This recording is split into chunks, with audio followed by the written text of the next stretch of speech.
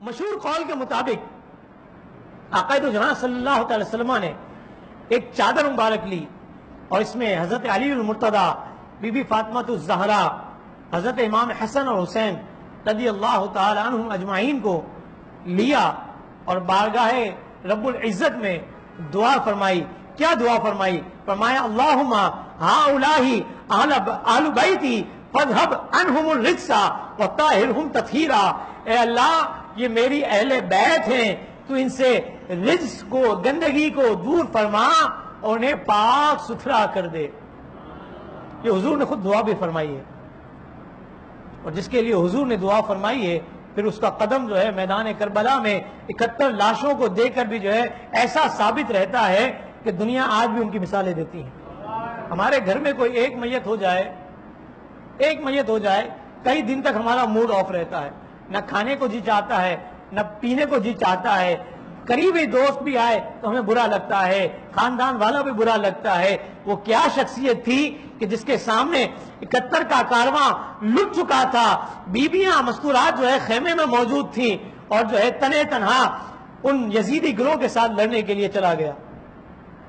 یہ حضور کی دعاؤں کی برکتیں تھیں، حضور کی دعاؤں کی برکتیں تھیں جو اللہ رب العالمین نے اہل بیت کو وہ مقام و مرتبہ عطا فرمایا. اور یہ قرآن مجید فرقان حمید کی برکتیں تھیں کہ جن میں جگہ جگہ اہل بیت کے تذکرے ہیں. میں تو فقط ایک آیت کو لے کر شروع ہوا ہوں، قرآن میں کئی آیتوں سے اہل بیت کے فضائل و مناقب بیان کیے گئے ہیں.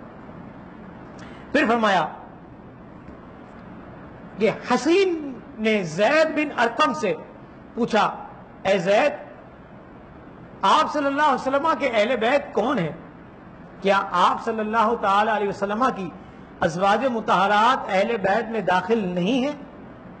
سوال کر رہے ہیں.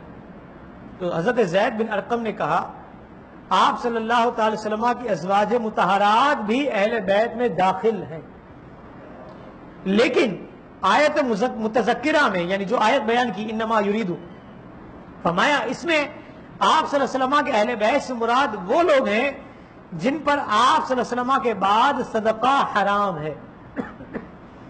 یعنی یہ آیت جو نازل ہوئی ہے یہ اس مقصد کے لیے ہوئی ہے کہ حضور کے اہل بیت صدقہ نہ کھائیں، اس مقصد کے لیے نازل ہوئی. ان سے پوچھا وہ کون ہیں؟ انہوں نے جواب دیا وہ آل علی، آل عقیل، آل جعفر اور آل عباس ہیں. ان سے پوچھا کہ ان پر صدقہ حرام ہے؟ تو فرمایا ہاں، ان پر صدقہ حرام.